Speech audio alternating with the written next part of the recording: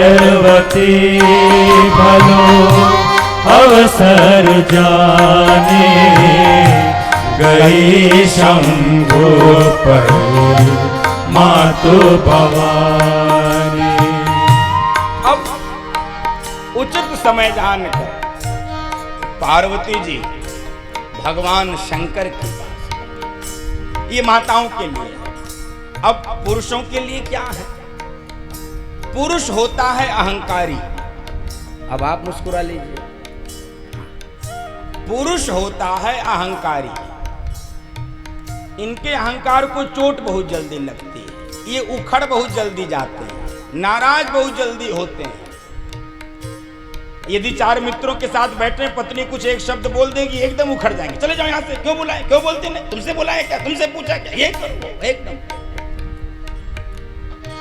मैया पार्वती जब भगवान शंकर के पास गई, भगवान शंकर उखड़े नहीं हैं। भगवान शंकर ने जो किया है वो इन पतियों के लिए सूत्र है। क्या किया? जानी प्रिया दरुवती की वाम भाग सनहर दीना। जानी प्रिया दरुवती की वाम भाग सनहर दीना। जानी प्रिया दरुवत की वाम भाग सनहर दीना। उखड़े नहीं। अतिशय प्रिया जानकर अपने बाएं बिठाया, वामांग में बिठाया। देवी स्वागत है, आइए। पत्नी को सम्मान देना चाहिए। पत्नी पर केवल डांट नहीं लगानी चाहिए। वो आपकी कोई निःशुल्क दासिका नहीं है, वो आपकी नौकरानी नहीं, वो आपकी अर्धांगिनी है, वो आपकी पत्नी है, घर में सम्मान की पात्र है। भगवान शंकर ने सम्मान दिया। अब मैया पार्वती आज सोची कि मेरे प्रभु बड़े प्रसन्न हैं, तो क्यों ना आज अपने मन की बात में इनसे कह लूं। बड़े प्यार से गले में हाथ डाल दिए। प्रभु, मैं आपसे एक प्रश्न पूछना चाहती हूं। भगवान शंकर इतने प्रसन्न थे, कहे देवी एक प्रश्न नहीं, जितने प्रश्न तेरे मन में हो सब आज पूछ लो, मैं बहुत प्रसन्न हूं। एक साथ सबका उत्तर। प्रसन्न हो गए। कहने लगी, ये बताइए, किसी का घर कल्पवृक्ष के नीचे हो फिर भी वो गरीबी का जीवन बिता, इसे क्या कहते हैं? कल्पवृक्ष की ये विशेषता होती है, स्वर्ग का वृक्ष है, उसके नीचे जो मांगते हो वो मिल जाए। कल्पवृक्ष, कामधेनु, इन सब की यही विशेषता है। तो पार्वती जी पूछ रही, कल्पवृक्ष के नीचे किसी का घर हो फिर भी वो गरीबी का जीवन बिता, इसे क्या कहते हैं? भगवान शंकर ने कहा, देवी पहेली मत बुझाओ, साफ साफ पूछो क्या पूछना चाहते। ये घुमा फिरा के क्यों पूछते? प्रभु, आपसे क्या छिपा है? पिछले जन्म में मैं आपकी पत्नी सती थी और आपकी आज्ञा के उल्लंघन के कारण, आपकी आज्ञा के निरादर के कारण अपने पिता के यज्ञ में जलकर राख और खाक हो गई। पुनः जन्म मिला, तपस्या करके आपकी पत्नी बनी हो पार्वती के रूप में।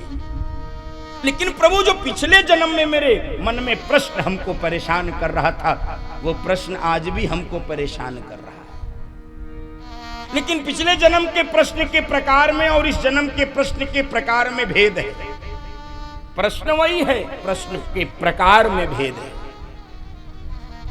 प्रश्न के प्रकार में भेद है। प्रभु, ये राम ब्रह्म कैसे हो सकता है? ये राम ईश्वर कैसे हो सकता है? ये देवता, ये ब्रह्म कैसे हो सकता है? पिछले जन्म में ये प्रश्न संशय के रूप में था, लेकिन इस जन्म में ये प्रश्न जिज्ञासा के रूप में। ये जिज्ञासा है। और बंधुओं माताओं, जिज्ञासा का समाधान होता है और संशय का विनाश होता है। गीता में भगवान ने कहा संशयात्मा विनश्यति, संशय का विनाश होता है। और संशय किया था सती जी ने, विनाश हुआ, अपने पिता के यज्ञ में जलकर मरना पड़ा। और आज जिज्ञासा हो रही है तो जिज्ञासा से राम कथा का जन्म होता है। ये राम ब्रह्म कैसे हो सकता है? क्योंकि ब्रह्म के जो लक्षण हमने पढ़े हैं, ब्रह्म की जो परिभाषा हमने सुनी है, वो तो राम में घटित नहीं होती है। ब्रह्म की परिभाषा क्या है? अरे बीनु पद चालाही सुन बीनु काना, बीनु पद चलहि सुन बीनु काना,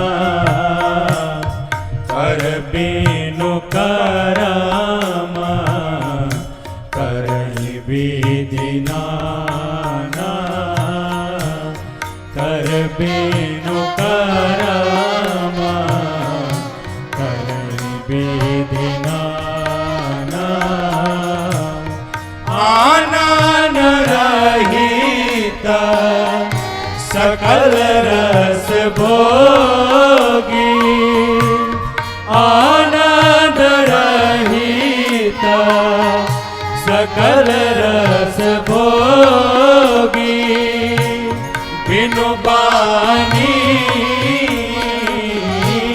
बिनु बानी बक कापड़ जोरी, बिनु पद चलहि सुनहि बिनु कान्हा, बिनु पद चलहि सुनहि बिनु कान्हा। ब्रह्म का जो हमने लक्षण पढ़ा है वो तो राम में घटित नहीं होता है। ब्रह्म तो निर्गुण होता है, ब्रह्म तो निराकार होता है, ब्रह्म तो अव्यक्त होता है, ब्रह्म तो सूक्ष्म होता है, ब्रह्म तो सबके उर में रहता है, ब्रह्म तो अखिल कोटि ब्रह्मांड का नायक होता है। ये राम ब्रह्म कैसे हो सकता है? ये राम ब्रह्म कैसे हो सकता है? और प्रभु यदि राम ब्रह्म है तो निर्गुण सगुण कैसे हुआ, साकार कैसे हुआ, अव्यक्त से व्यक्त कैसे हुआ, विराट से सूक्ष्म कैसे हुआ, सबके उर में रहने वाले को किसी के उदर में क्यों रहना पड़ा, और अखिल कोटि ब्रह्मांड के नायक को किसी राजा के घर बेटा बनकर क्यों पैदा हुआ? राम यदि ब्रह्म है, बंधुओं माताओं, ऐसे प्रश्न यदा कदा हम सबके भी मन में आते हैं। ये भगवान कैसा है? सारी दुनिया परेशान है, ये बैठ के तमाशा देख रहा है।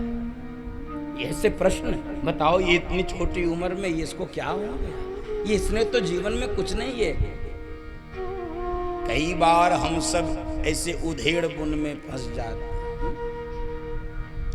ये प्रभु की लीला भूमि है, ये प्रभु की लीला भूमि।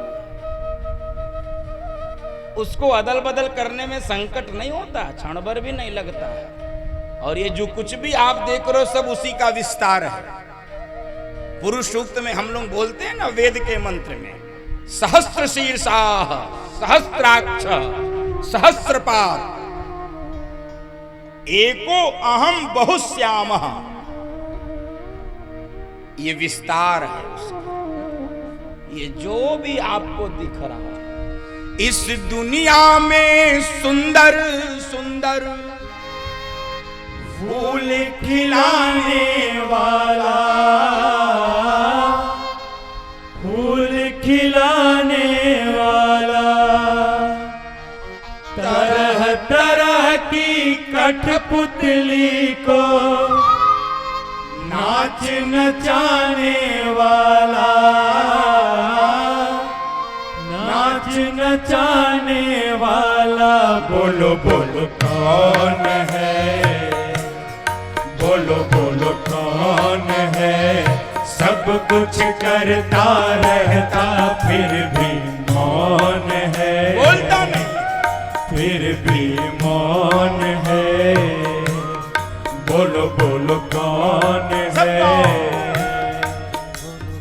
इस दुनिया में सुंदर सुंदर फूल खिलाने वाला, फूल खिलाने वाला, फूल खिलाने वाला, तरह तरह की कठपुतली को नच नचाने वाला, नच नचाने वाला, बोलो कौन है।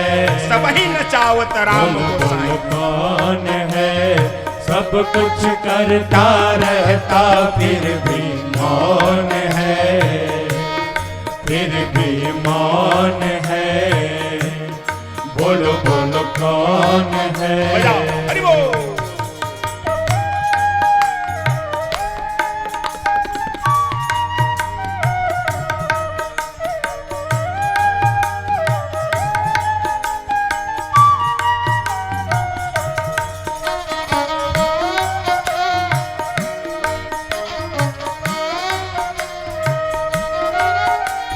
कभी ध्यान सागर में जाता, कितना जल ठहराया, कितना जल ठहराया, कितना जल ठहराया। उसके ऊपर गेंद बनाकर भूमंडल